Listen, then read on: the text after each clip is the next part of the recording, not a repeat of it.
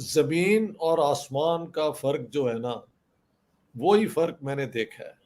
क्योंकि अब तो मैं हिंदुस्तान के तकरीबन हर कोने में होके आया हूँ। तो कोई ऐसा झूठ तो नहीं, ड्रामा हो सकता जो हर जगह मेरे लिए वो कायम कर देते हैं ताकि मुझे धोखा हो।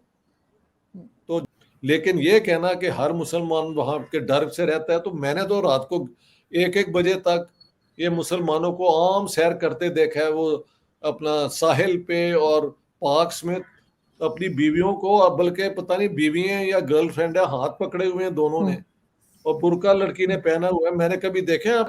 आप दिल्ली भी गए हैं और मुंबई भी गए हैं, तो सर दोनों सिटीज में वो ऐसा लोग बताते हैं, दिल्ली जो है वो कैपिटल है तो इस्लामाबाद की तरह है, और मुंबई में बहुत ज्यादा रश और बहुत ज्यादा क्राउड जो है वो देखने में आता है कराची जैसा। क्या वाकई ऐसा है? आपको मुंबई कैसा लगा? क्योंकि मेन तो सब लोग इसकी बहुत बात करते हैं फिल्म इंडस्ट्री की वजह से भी पाकिस्तान में।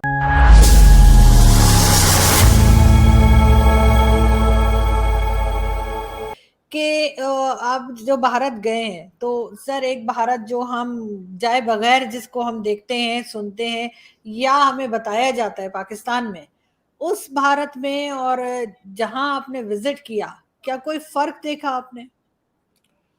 जमीन और आसमान का फर्क जो है ना, वो ही फर्क मैंने देखा है। क्योंकि अब तो मैं हिंदुस्तान के तकरीबन हर कोने में होके आया हूँ। तो कोई ऐसा झूठ तो नहीं, ड्रामा हो सकता जो हर जगह मेरे लिए वो कायम कर देते हैं ताकि मुझे धोखा हो। तो जो मेरी आंखें देख रही हैं, जो मेरी सेंस समझ रही है, वो तो यही है कि हिंदुस्तान ने एक कमाल का अपना रास्ता निकाला है, जिसमें उनकी फॉरेन पॉलिसी इंडिपेंडेंट है। उनकी सारी हुकूमत आए बदले जो भी हो, लेकिन नेशनल इंटरेस्ट को वो रख के, और जब हम कहते हैं नेशनल इंटरेस्ट तो उसमें कोशिश करते हैं कि जो पिछड़े हुए या जो गरीब लोग हैं, बैकवर्ड लोग हैं, उनको भी किसी तरीके से ऊपर पुश किया जाए ताकि वो भी अ, अपना रास्ता निकालें और आगे बढ़ें।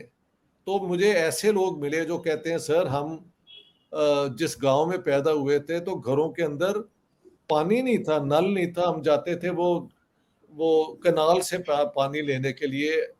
तो उसके बाद वहाँ ही गांव के लेवल के टीचर्स और कॉलेजेस और यूनिवर्सिटीज ने इतनी अच्छी एजुकेशन दी कि अब हम आईटी और इसके एक्सपर्ट हैं। और एक फैमिली मुझे ले गई जिन्होंने बताया कि 14 करोड़ का उनका टर्नओवर है एनुअल।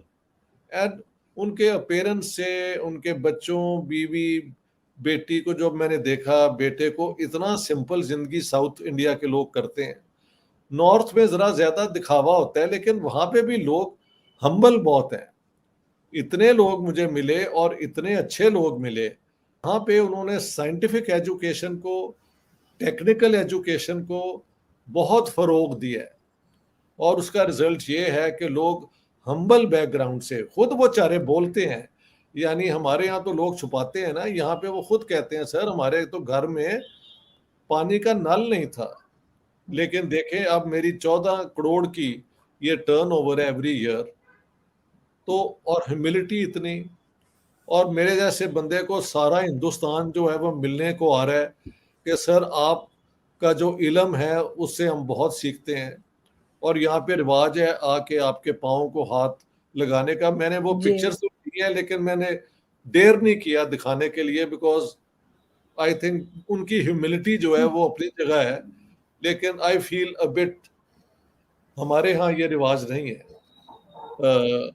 तो लेकिन इतनी ह्यूमिलिटी मैंने देखी, इतनी लार्ज हार्टेडनेस। कोई शाम नहीं होती कि लोग मुझे इनवाइट नहीं कर लेते डिनर के लिए, और डिनर पे they want to hear my जिंदगी का फलसफा, ये वो कोई फजूल बात कभी नहीं होती। एंड मैंने हर एक को देखा है कि काश पाकिस्तान भी तरक्की करे। हम जब देखते हैं वहाँ लोगों का बुरा हाल, तो वी फील बैड के 47 हम एक थे, अब हमारे वो जो भाई हैं उनका बुरा हाल है। मुझे अपना आरजू जी कई लोग मिले, बड़े इंडस्ट्रियलिस्ट। उन्होंने कहा कि we are short of workforce. अगर आपकी हुकूमत चाहे तो हम कई अपना पाकिस्तानियों को एम्प्लॉयमेंट प्रोवाइड कर सकते हैं। हाँ जी। अब बिल्कुल। इस हाँ, अब इस किस्म की जहाँ पे ऑफर हो रही हो, उसको अगर पाकिस्तान की हुकूमत ही अपने अवाम तक ना लेके जाए, तो भाई मैं तो कुछ नहीं कर सकता। मैं आपके ज़रिए और बाकी आपके कुलीस के ज़रिए बार बार कहता हूँ कि लाखों जॉब्स यहाँ पे अवेलेबल हैं, बजाय कि हमारे लोग शिप्स में जाके डूब जाएं और डेस्परेट हों। यहाँ पे ही पाकिस्तान में हालात बेहतर हो सकते हैं। लेकिन ये कहना कि हर मुसलमान वहाँ के डर से रहता है, तो मैंने तो रात को 1-1 बजे तक ये मुसलमानों को आम सैर करते देखा है। वो अपना साहिल पे और पार्क्स में अपनी बीवियों को, अब बल्कि पता नहीं बीवी हैं या गर्लफ्रेंड है, हाथ पकड़े हुए हैं दोनों ने, और बुर्का लड़की ने पहना हुआ है। मैंने कभी देखा है अपने पाकिस्तान में कोई शादीशुदा पार्क के अंदर हाथ पकड़ के जा रहे हो, या किसी ने लड़की को ऐसे हाथ रख के अपने क्लोज किया हो सकता है मियाँ बीवी हो, लेकिन यहाँ पे तो कर रहे होते हैं वो। और पाकिस्तान में मैंने देखा नहीं, बेचारी कोई लड़की किसी लड़के के साथ जाए तो उसको आवाजें लगानी शुरू कर देते हैं, और कहीं बैठ जाए तो आ जाते हैं कि निकाहनामा हमें दिखाएं। मैंने बहुत केसेस देखे हैं इस किस्म के सर हरेसमेंट। जियाउल हक के जमाने में सुना था कि निकाहनामा पूछना शुरू कर देते थे। अब भी पूछते हैं या नहीं पूछते, लेकिन अभी भी जो आम मिडिल क्लास की लड़की है, वो कोई कभी रात के 10-11 बजे अकेली फिर सकती है रोड पे? ये बताओ जरा तुम। नहीं, हैव यू बिल्कुल नहीं। सीन? नो क्वेश्चन जी, नो क्वेश्चन। सर आजकल तो इतने ज्यादा रेप केसेस बढ़ गए हैं इस्लामाबाद जैसी सिटी में और लाहौर में, कराची, हर जगह पर ही तकरीबन, कि समझ नहीं आ रही कि किस किस्म के यहाँ पे तो लोग हैं। मैंने तो रात के फ्रस्ट्रेशन है। 1-1 बजे तक देखा है लोगों को। मैं बता रहा हूँ ऑनेस्टली, बुर्का पहना हुआ है, पता लग जाता है ये मुसलमान लड़की है। और उसके साथ एक है, उसने, दोनों ने हाथ पकड़े हुए हैं, या उसने उसे कंधे पे हाथ रखा हुआ है, एंड वो वैसे सैर कर रहे हैं जैसे लोग कर रहे हैं बाकी। ना कोई उनकी तरफ देखता है, ना कुछ होता है। तो और ये सर ये मेरे जो लिए हमारे टीम। जी। ये मेरे लिए, ये इंडियन गवर्नमेंट ने ये धोखा हर जगह किया हुआ है कि मैं जहां जाऊंगा तो आगे वो एक्टर्स भेज देंगे, या तो फिर मैं इतना इम्पोर्टेंट हूँ कि मुझे धोखा देने के लिए पूरे हिंदुस्तान के लिए ये ड्रामा हो रहा है, या जो मुझे नजर आ रहा है वो हकीकत है। और मैं कोई बिल्कुल। बेवकूफ तो नहीं हूँ, ये बिल्कुल हकीकत है।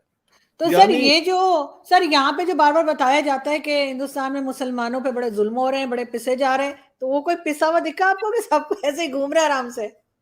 मैं जो बता रहा हूँ वो मुसलमान ही थे, या फिर ये तुम कह दो आरजू के ये मोदी हुकूमत ने जहां मैं जाता हूँ पहले आर्टिस्ट रखे होते हैं कि मैं ये देख लूं।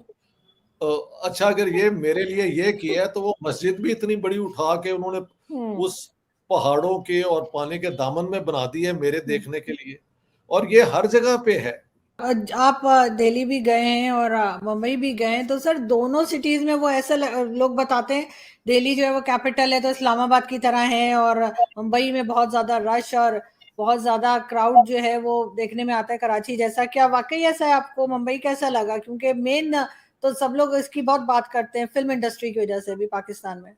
हाँ जी, मतलब बॉम्बे तो बहुत बड़ा है, और यहाँ पे अब जो नई बिल्डिंग्स खड़ी हुई हैं, और हम्म। जो नई इंडस्ट्रीज हैं, जो जगमग है यहाँ के बाजारों की, वो कराची का तो सत्यानाश हो गया ना MQM के बाद। जो हम्म। वो हमें गुंडागर्दी हुई, तो उसके बाद कराची तो रिकवर ही नहीं किया। एक जमाने में जब मैं 50s में जाता था, 55-56 में, तो कराची लगता था लाहौर से 50 साल आगे है। क्लीन, वेल केप्ट, ये वो, हम्म। बिल्कुल पैक एंड क्लीन। हम्म। अब तो वहां पे जब मैं गया हूं तो वही कुछ इलाके ठीक है, बाकी इलाके रन डाउन है। There is no comparison between Karachi and Mumbai, absolutely not. यानी इंडिया की मिडिल क्लास इतनी बड़ी है कि सारे यूरोप की मिडिल क्लासेस अगर आप काउंट कर लेना, तो उतनी बाइंग पावर है अब सिर्फ इंडिया की हम्म। मिडिल क्लास की। और इस्लामाबाद और अपना दिल्ली का तो कोई कंपैरिजन ही नहीं है। इस्लामाबाद तो अपस्टार्ट सिटी है, यानी एक बनाई गई हम्म। है। दिल्ली तो पूरी हिस्ट्री है उनकी 2-2.5 हजार साल पहले की, और उसकी टक्कर पे अगर कोई शहर था तो वो लाहौर था। अब लाहौर के अंदर भी अफसुर्दगी वही है, क्योंकि जहाँ पे इंडस्ट्री नहीं लगेगी, जहाँ पे लोगों के पास नौकरी नहीं होगी, तो वो एक पेसिमिज्म आ जाएगी। वैसे तो लाहौरी मिजाज एक जॉयफुल है, तमाशबीन है, वो बेचारे कैसे, तो यार पाकिस्तान का सत्यानाश कोई बाहर से नहीं आया, ना इंडिया ने, ना यहूदियों ने, ना ईसाइयों ने बेचारों ने, बल्कि जो ये तबाही आती है वहां से ही पैसे आते हैं हमें। नेट